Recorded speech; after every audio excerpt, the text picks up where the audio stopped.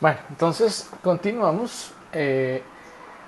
Vamos a ver qué pasó entonces después de que eh, el- la República Romana comenzó a ser un imperio. Entonces llegó Julio César y dijo, no, no, tenemos que organizar esto como un imperio y vamos a ampliarnos y vamos a hacer cambios, ¿no?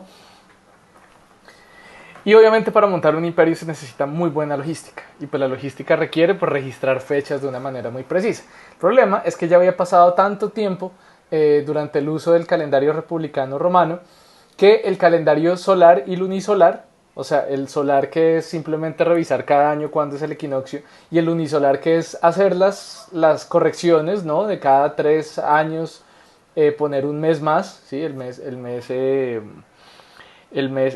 mensis intercalaris, como le llamaban los romanos, se había descuadrado feísimo, se había descuadrado ya casi 3 meses, 80 días. Entonces Julio César, dándose cuenta de eso, dijo, no, esto no es aceptable, de ahora en adelante los calendarios tienen que coincidir con el año, o sea, digamos, con el inicio del año, no puede ser que los calendarios se vayan descuadrando con el tiempo. Entonces contrata un astrónomo, Sosígenes, para construir su calendario, y entonces en el año 46 a.C. se agregan 3 meses más. Ese es el año que duró 445 días. ¿Para qué? Para compensar esos 80 días que había de discrepancia entre el calendario que usaban y la fecha en la cual iniciaba el año realmente. Entonces, de ahí en adelante, con el calendario juliano, se utilizan los años de 365 días. Y comienzan los años bisiestos. Como dijimos ya hace un par de sesiones, no, hace una sesión, los años bisiestos digamos, ocurren porque ponemos un día más, un día adicional, para poder compensar que el año tropical dura 365 días y un cuarto aproximadamente. Entonces cada 4 años toca poner un día más porque si no pues pasa lo que estaba pasando antes, que se va descuadrando la fecha del año solar, del inicio del año solar.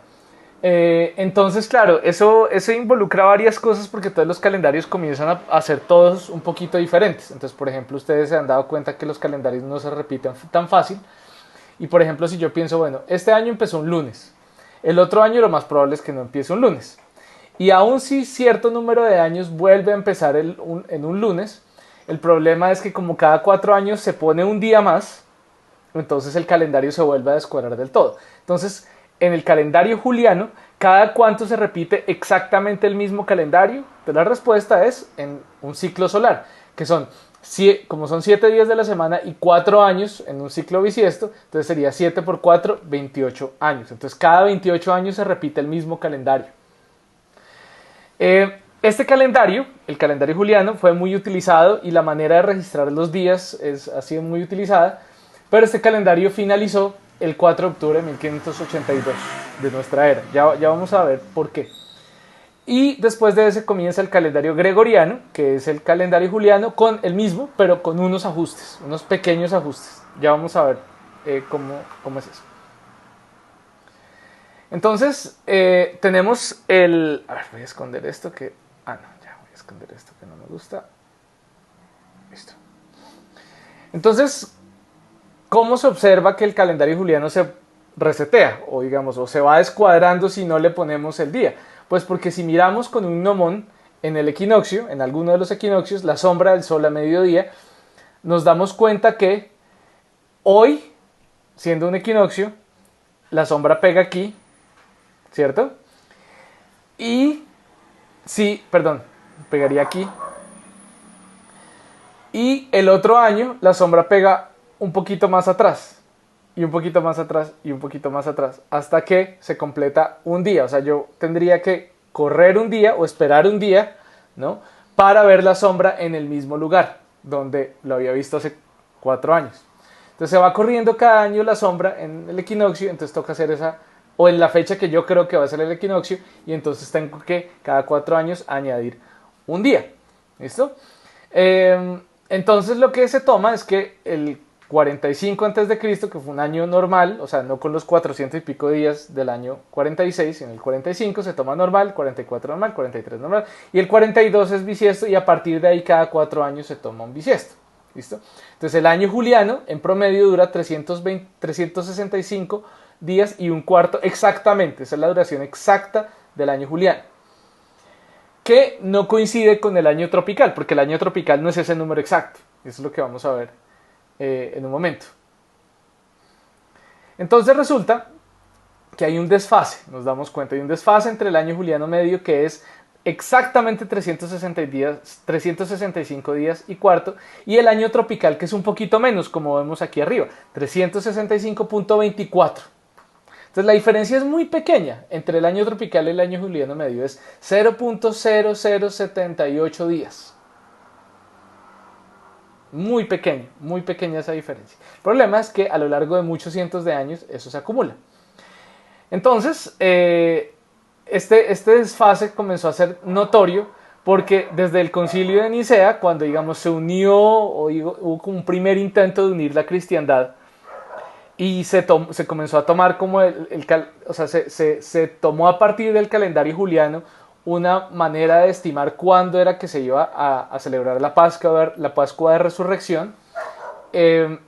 325 años, en el año 325 después de Cristo, perdón, se tomaron todos los años iguales, o en promedio iguales, 365.25, Y entonces, para 1582, para el papado de Gregorio XIII, ya había habido un descuadre, que es este factorcito de acá, que es la diferencia entre un año tropical y un año juliano medio, multiplicado pues por el número de años desde el papado de Gregorio XIII hasta el concilio de Nicea, o sea, 1582 menos 325, multiplicado por ese factorcito de diferencia daba 10 días. ¿Sí? Entonces ya había un descuadre de 10 días entre la fecha que se suponía que debía ser la Pascua, o más bien, o también como se toma el inicio de la primavera eclesiástica, y digamos, la fecha real, ¿sí? Porque no estaba coincidiendo con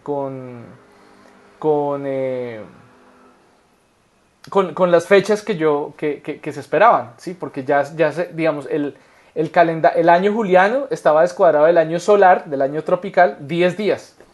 Entonces ya se sabía de ese desfase con el tiempo, entonces en el papado de Gregorio XIII se decide corregir esta pequeña discrepancia, esos 10 días.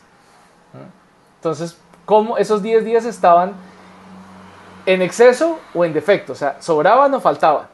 Esa es la pregunta que tendríamos que hacernos en este momento. Porque el descuadre, ya nos dimos cuenta, es 10 días. Pero resulta que como el año juliano medio es un poquito más grande que el tropical, significa que es un exceso de días. ¿Sí? Hay demasiados días, entonces lo que tocaba era quitar 10 días. Y no solo eso, sino que además se tuvo que tomar la decisión, bueno, y en todo ese tiempo tenía que haberse quitado unos 10 días en promedio. No de un trancazo 10 días, no, sino de a poquitos. Entonces tocaba pensar en una norma para quitar de vez en cuando días, porque el año juliano medio era más grande que el año tropical. Como quien dice, el día bisiesto a lo largo de los años ya le está poniendo una sobrecorrección. Es demasiado grande la corrección que le estamos haciendo, entonces toca quitar un día. O sea, poner muchos días bisiestos y de vez en cuando quitar uno, porque ya se nos pasó la mano. Porque el año juliano medio es mayor que el año tropical. Y entonces ahí empieza el calendario gregoriano, oficialmente, se supone, según la iglesia. En octubre de 1582 se quitan 10 días. Entonces, octubre de 1582 duró apenas 21 días.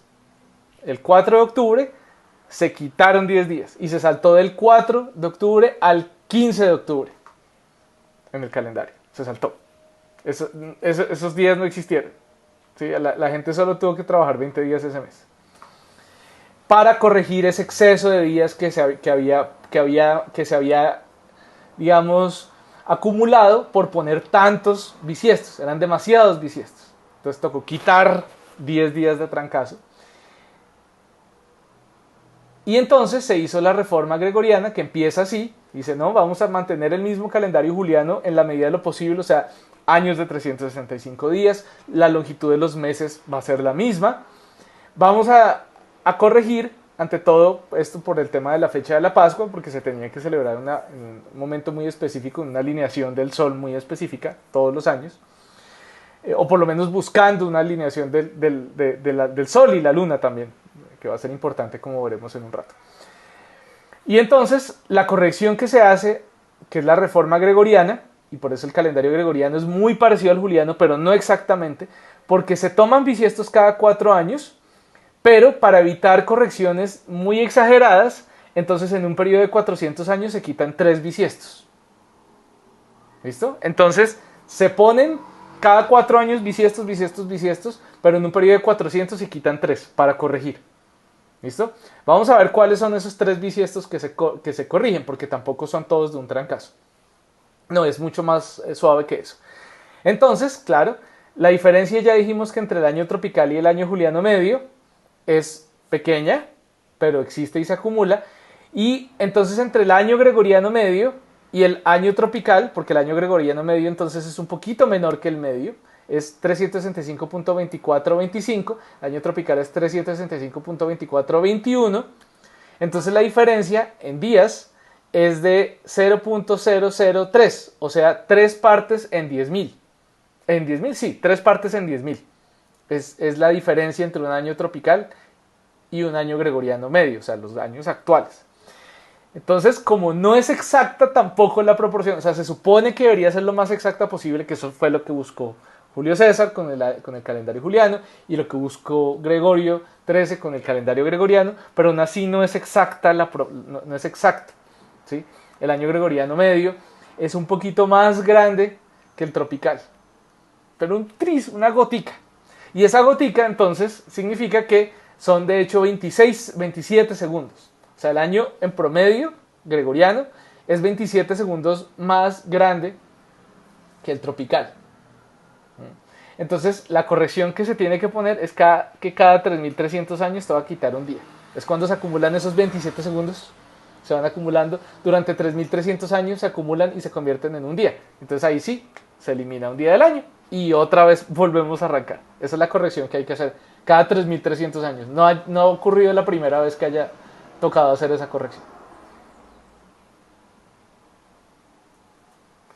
Bueno, entonces como les decía, 3 bisiestos en un periodo de 400 años se eliminan. ¿Listo? ¿Cómo sabemos si se eliminan o no? Entonces todos los años o sea, los años que son bisiestos, si son divisibles entre 4, se pone bisiesto, bisiesto, bisiesto, bisiesto. Excepto, digamos, en 400 años tenemos que quitar 3. Entonces la manera como se estandariza eso es hacer una serie de excepciones especiales, que es, si el año es divisible entre 4 y 100, no hay bisiesto. O sea, por ejemplo, 1800, el año 1800 es divisible entre 4, sin ningún problema. O sea, lo divide entre 4 y da un entero.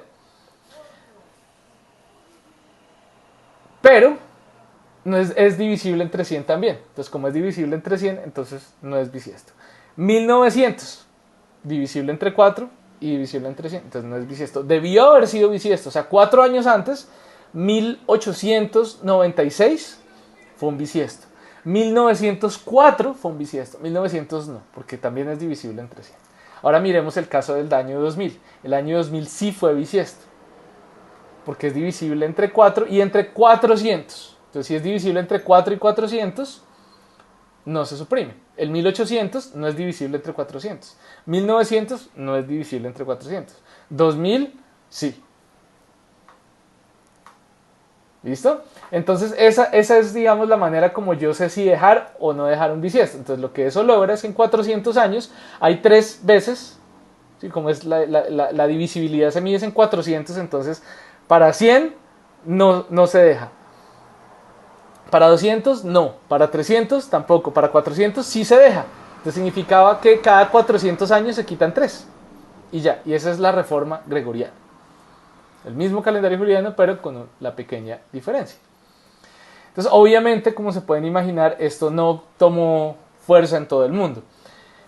Los países protestantes, los países católicos fueron los primeros en tomar el calendario gregoriano, obviamente, pero los países protestantes, Alemania, Suiza, los Países Bajos, solo adoptaron ese calendario en 1700. Y esto estamos hablando, recordemos, de la reforma gregoriana, en 1582, o sea, se esperaron más de 100 años hasta que se dieron cuenta que efectivamente era lo más eficiente.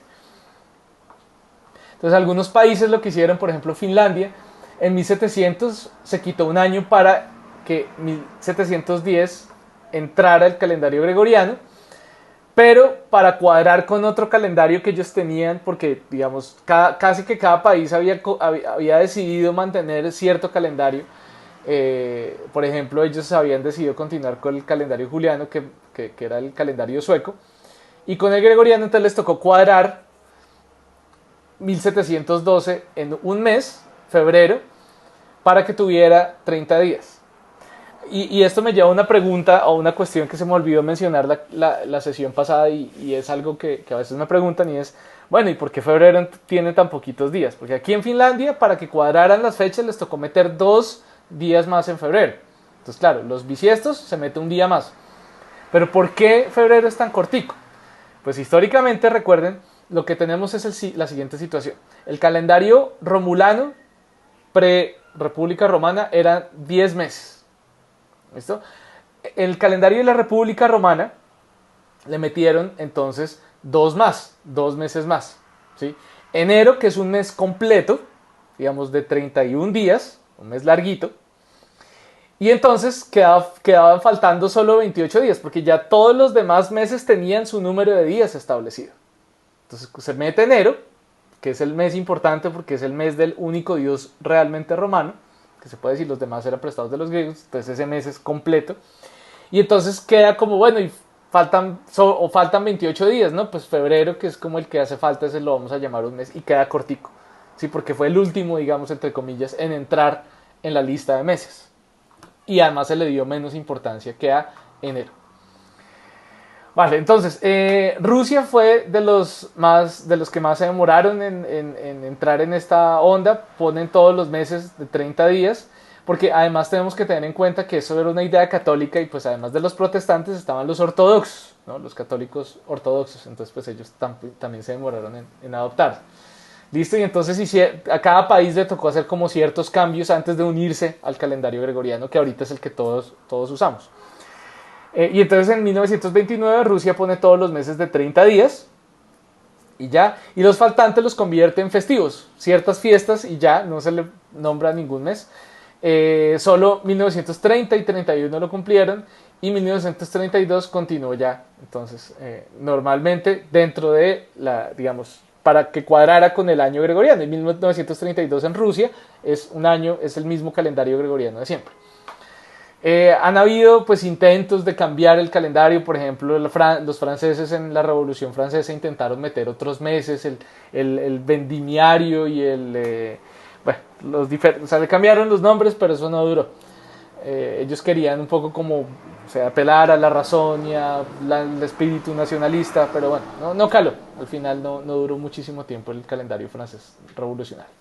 Aquí vemos una línea de tiempo de cuándo los diferentes países fueron adoptando el calendario gregoriano. 1582, obviamente todos los que eran católicos, ¡pum!, les tocó hacer caso de una vez. Pero muchos países desde esa época hasta 1700 fueron lentamente adquiriéndolo. Por ejemplo, la parte de Suiza protestante, la parte de Alemania protestante, la parte protestante de los Países Bajos, Noruega y Dinamarca hasta 1700. Si se fijan, Gran Bretaña 1752 y las colonias. Japón 1873 y los últimos, digamos, más recientemente en el siglo pasado, China, Bulgaria, la Unión Soviética, como dijimos, alrededor de los 1920 comenzaron a hacer los planes para cuadrar el calendario. Turquía en 1926, ¿sí? República Popular China en 1949. Bueno, pero entonces, si nosotros buscamos en los calendarios, por ejemplo en un comando de Unix que se llama cal, que es el que nos muestra los calendarios, nos vamos a dar cuenta que en promedio se toma la fecha 1752, el año de 1752, como un año para el cual la mayoría de países ya habían adoptado este estándar del calendario gregoriano, porque para 1582 muy poquitos lo habían hecho. Entonces para 1752 ya se dice, ok, ya la mayoría estaban. Y entonces por eso este es el año donde se ve esa diferencia, ese descuadre de días. ¿Sí? Ustedes ven septiembre como está descuadrado, para poder balancear entonces el calendario juliano con el calendario gregoriano. ¿Listo? Pero eso es simplemente como para registrar fechas en computadores. ¿Listo? Otra cosa que uno puede hacer, digamos, es una manera de contar los días uno por uno, que es algo que no es muy común que lo hagamos en la vida diaria, pero en otros contextos sí, y es simplemente contar el número de días, por ejemplo, ¿qué número de día del año es este? No sé, 200, 300, no sé. Entonces, para contar eso, a los días normales, día, ciclo día-noche, se les llama día juliano, ¿sí? Pero no es que tenga que ver con el calendario juliano, simplemente es el número de día. Y cuando yo cuento días más, o sea, no en meses, sino en días, como por ejemplo, no sé, cuento 1500 días, esos se llaman por lo general días julianos. Pero vamos a verlo ahorita en más detalle qué significa eso.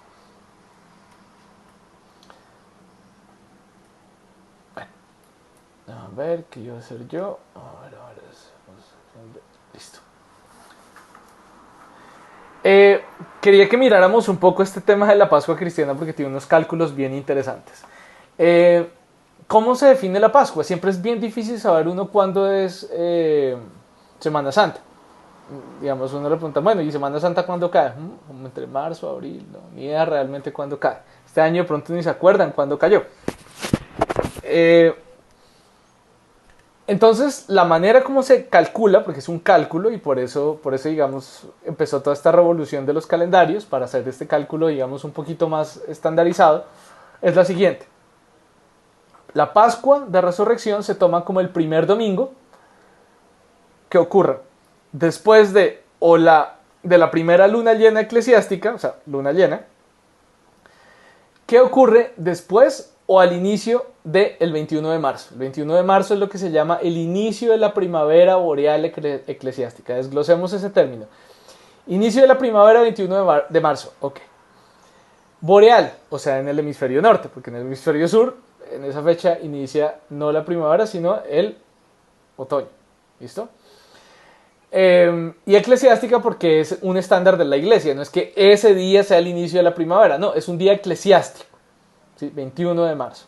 Entonces se toma el 21 de marzo, se mira si hay luna llena el 21 o después, y el domingo después de esa luna llena, ese es el domingo de Pascua. Y entonces la Semana Santa se toma el domingo de Pascua para atrás, ¿sí? Una semana. Entonces el domingo de Pascua es la Pascua de Resurrección. Entonces ese es el domingo santo y se echa de para atrás entonces la semana para saber cuándo es la Semana Santa. ¿Listo? Entonces, cualquier año dado tiene el 21 de marzo. O sea, eso es siempre, todos los años tienen 21 de marzo. Entonces tomamos el 21 de marzo, que es el inicio de la primavera boreal eclesiástica, que coincide con el inicio de la primavera realmente en el norte. No necesariamente, no importa. No importa si coincide con el inicio de la primavera. Pero este es el estándar, 21 de marzo. Se mira si hay luna llena el 21 o después. Y la primera luna llena que haya después del 21 de marzo, se mira cuál domingo cae después de esa luna llena. Y ese es el domingo de la Pascua de Resurrección. Entonces, para el año 2020, tengo que mirar cuándo es la luna llena. Estas arriba son la luna nueva. Entonces voy a mirar la luna llena. Las lunas llenas de 2020 son 10 de enero, las primeras, que son las que me interesan, 10 de enero, febrero 9, marzo 9, abril 8. Entonces, ¿cuál es la primera luna llena después del 21 de marzo? Que es la fecha importante, la fecha eclesiástica. Marzo 9, no, porque es antes de el 21 de marzo. Entonces, la siguiente después del 21 de marzo es la de abril 8. La de mayo 7 ya es demasiado lejos. Entonces, la de abril 8. La primera luna llena después del 21 de marzo. Entonces, ¿qué hago después? Me voy a un calendario y entonces miro cuál domingo cae después de abril 8. Entonces, abril 8 dice, bueno, aquí lo ponen 7, entre el 7 y el 8 hay luna llena. Entonces, ¿cuál es el domingo siguiente a la luna llena según este almanaque? Entonces, efectivamente es el 12. Entonces significa que el 12 es la Pascua de Resurrección y entonces me echo de aquí para atrás para decir, ok, este es el sábado santo, viernes santo, jueves santo, este es el domingo de Ramos, el 5, y entonces ya establezco qué fecha cae la Semana Santa y por lo tanto la Pascua de Resurrección. Entonces, para saber cuándo cuadran todas estas cosas, pues obviamente esto es calculable, no es fácil, pero es calculable. Entonces hay diferentes algoritmos que desde que, casi que desde el concilio de Nicea, existen estas maneras de hacer ese cálculo que se llaman los computus, o computus, simplemente el cálculo. Entonces son algoritmos lunisolares, o sea, que tratan de cuadrar el año solar con los meses lunares, con los meses sinódicos, que tienen que tener en cuenta además las correcciones del calendario gregoriano. Este cálculo era más fácil obviamente con el calendario juliano, pero con el calendario gregoriano, pues como cada 400 años se comen 3 bisiestos, entonces toca tener cuidado. Entonces es un algoritmo con el cual yo determino qué día cae la Pascua de Resurrección. Hay varios cómputos, este en particular se llama el anónimo gregoriano, en el cual uno toma el año, o sea, el input es el año. Entonces, por ejemplo, ahí en ese ejemplo está el año 1961 y entonces se hacen unos cálculos con base a ese año, cálculos en últimas no tan complejos, y el producto de este algoritmo es que al final, después de hacer todas estas operaciones aritméticas, al final obtengo el mes, que da 4, el día, que da 2, por lo tanto, uno deduce que la fecha de la Pascua gregoriana en 1961 fue el 2 de abril. ¿Sí? Sin tener que mirar el calendario, no, simplemente así entrando el año y esperando a ver cuánto da.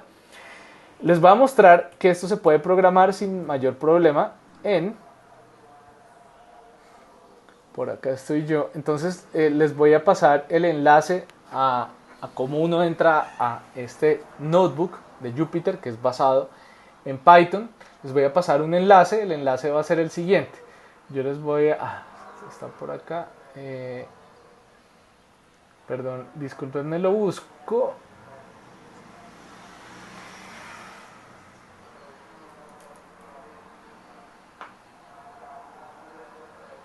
Están por acá y entonces aquí hay un enlace. Ustedes le van a hacer clic a este enlace. El enlace de hecho va a quedar... ¿va a quedar qué? Va a quedar en el... ¿cómo se dice? La descripción del video, para que lo miren ahí abajo. Esto se va a demorar un ratico, toca tenerle un poquito de paciencia, ¿sí? Y entonces se va a ver así cuando termine de correr. Y entonces ustedes le pueden hacer clic aquí. Fue bastante rápido, ni siquiera quería confiar en que fuera muy rápido. Entonces hay diferentes notebooks a los cuales les pueden hacer clic. Este 00, por favor mírenlo primero porque les va a abrir una nueva pestaña y es una introducción a cómo usar este tipo de notebooks, ¿sí? No vamos a hacer nada muy complicado, simplemente sumar números, sacar el módulo de números. Entonces esto léanlo por favor con cuidado para que entiendan qué significa este tal notebook. ¿Listo? Pero eso no lo vamos a ver ahorita. Lo que quería abrir era este que se llama Computus, 4.1 Computus. Entonces pongo aquí cualquier año, puedo editar, entonces pongo aquí mi cursor y entonces puedo poner, por ejemplo, no sé, el año entrante, 2021. Entonces 2021, quiero saber, según el Computus, qué fecha cae en la Pascua de Resurrección. Entonces lo que hago es pichar al mismo tiempo Shift y Enter para, digamos, darle la información al compilador, bueno, al intérprete más bien. Y entonces sigo poniendo Shift Enter para saber cuánto es cada uno de esos pasos. Ahí está una descripción que significa módulo, que significa div. Eso es según cada uno de los pasos del algoritmo, como lo teníamos. Ay, ¿qué se me hizo? Como lo teníamos por acá, este algoritmo de acá. ¿Listo?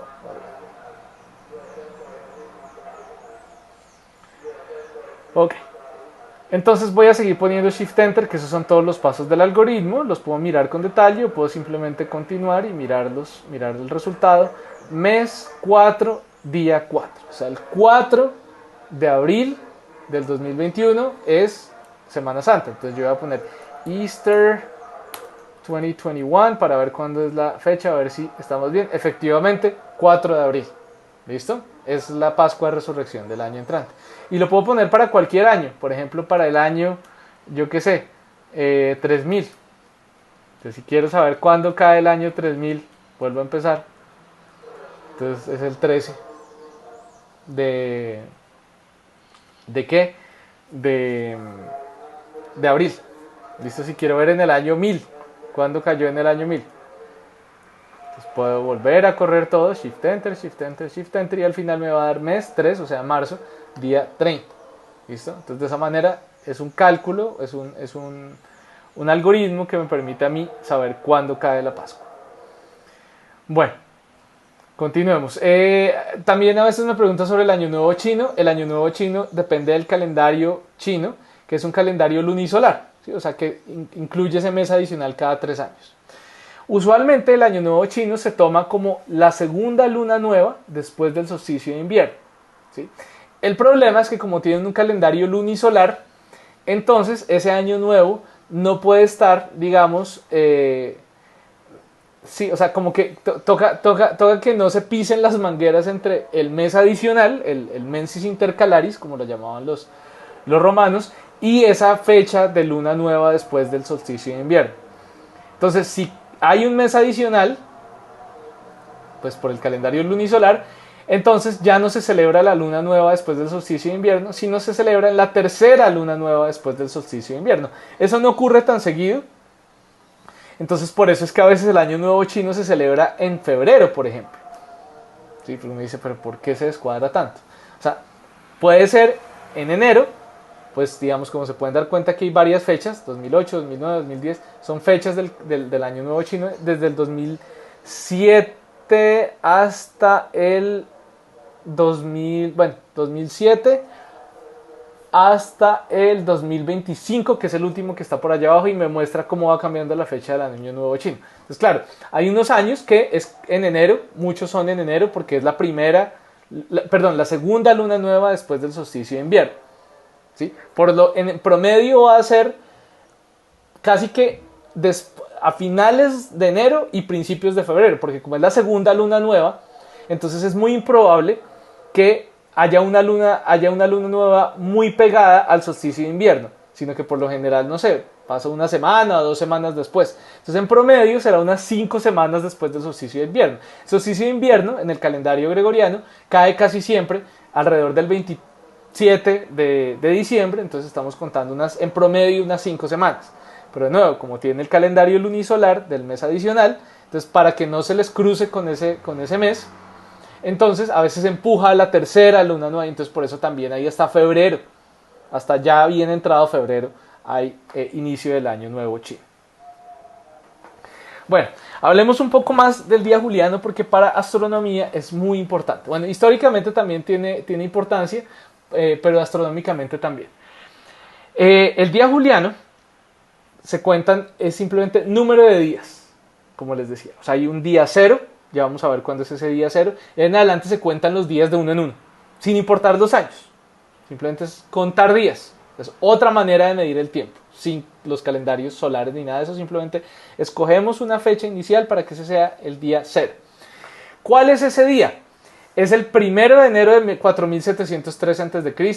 o noviembre 24 de 4714 a.C., dependiendo si miro el calendario juliano o el gregoriano. ¿Por qué se escogió esa fecha? ¿Qué pasó en esa fecha? Pues en esa fecha no pasó nada. No hay ningún registro escrito de algo anterior a esa fecha. Se escogió esa fecha precisamente por eso. Porque era una fecha lo suficientemente atrás en el tiempo como para que no se cruzara, como que encontráramos unas tabletas y estas tabletas sumerias se refieren a tal fecha y este pergamino chino se refiere a esta otra fecha. No. O sea, está suficientemente atrás antes de la historia escrita como para que no vaya a haber ningún desfase entre fechas, entre calendarios. No, está lo suficientemente atrás en el tiempo. Adicionalmente, es una fecha en la cual si uno toma los ciclos solares, recuerden, los de 28 años, ¿sí se acuerdan? Los ciclos de 28 años, los ciclos lunares y los otro tipo de ciclos que se llaman los ciclos de indicción. Los ciclos lunares sería como el ciclo metónico, ¿no? El ciclo de 19 años solares, 235 meses lunares. Y otro que se llama de indicción, que era unas fechas especiales que tenían, unas fechas especiales religiosas que había en el calendario bizantino. Entonces, ese día juliano se toma cuando todos esos ciclos coinciden. O sea, ciclos solares, recuerden que es importante para yo tener siempre el mismo calendario. O sea, el mismo calendario para un año. O sea, que empiece un lunes y no se me descuadre porque tenga un bisiesto, ¿no? Sino que sea siempre el mismo. Entonces, el ciclo de 28 años. 19 años el ciclo metónico para que empiece, digamos, también desde cero, empieza alineado el 1 de enero, que es el inicio del año, con una luna llena. ¿Sí? O sea, para que cuadre también. Y adicionalmente para que cuadrara con ese calendario bizantino, esto no es un invento actual, es un invento pues bizantino. Y entonces ese día cero se toma en el calendario juliano como 1 de enero de 4703. Y a partir de ahí ese es el día inicial y a partir de ahí se cuentan los días por números. Entonces, obviamente como esto fue antes del calendario gregoriano, entonces por eso no coincide el día inicial de cómo se cuentan los días julianos, no coincide con el 1 de enero, que sería lo lógico. No, coincide con el 1 de enero en el calendario juliano, pero como el calendario gregoriano vino después, entonces dijeron, no, eso no importa, dejémoslo así, es un noviembre 24, y ya, simplemente por ese descuadre que hay entre los dos calendarios. Pero bueno, hay una fórmula y otro computus, otro cálculo, aunque no se llama así, no se llama computus, pero pues es un cálculo aritmético, que me ayuda a mí para pasar de fecha de calendario gregoriano a día juliano. ¿Sí? O sea, yo meto un día en un calendario gregoriano, no sé, mi fecha de nacimiento, ¿sí? No sé, noviembre 7 de 1942. Sí, esa no es mi fecha de nacimiento. Meto una fecha cualquiera y entonces el algoritmo, esa fórmula me va a decir qué día juliano es. ¿Listo? Vamos a mirar, tengo otro notebook listo para hacer eso. Vamos a mirar por acá. Aquí en homepage. Si espero demasiado tiempo, esto es una máquina virtual, de hecho, que se genera casi que, pues digamos, el navegador es la interfaz, pero se deja de funcionar en un rato y toca volverle a dar clic al enlace que les di. Entonces aquí otra vez estoy viendo cómo se calcula el día juliano. Voy a poner aquí una fecha, como les dije, 1947, el día... no sé, dije noviembre, o sea, 11, ya ni siquiera que me acuerdo, 7 de noviembre tal vez dije, no sé, 7 de noviembre de 1947. ¿Qué día juliano es ese? Entonces pongo Shift Enter para alimentar mi información en el intérprete y entonces ahora calculo el día juliano de esta manera siguiendo la fórmula que estaba ahí en la diapositiva, que la puse aquí en términos de Python. Pongo Shift Enter para saber qué día juliano es. ¿Qué día juliano fue ese? Fue el día 2.432.499. Ese es el día juliano. O sea, es una manera de llevar el cuentas del tiempo simplemente contando días. A ver, 2020, no sé, agosto 28, que es el día que estoy grabando esto. Agosto 28 de 2020. El día juliano, 2.459.091. A ver. En astronomía y en otras aplicaciones también de ciencias de la computación, además del día juliano exacto, es importante también tener la hora exacta. ¿Y cómo pasar entonces de hora exacta a día juliano? ¿Por qué? Digamos, si es el día juliano y es cierta hora del día y un evento ocurre en ese momento, entonces eso se debe, para no almacenar demasiada información como tantos días y tantas horas, no, pues un día y medio, un día 1.3 días y ya. No es muy legible por un ser humano, pero sí es muy comprensible para un computador.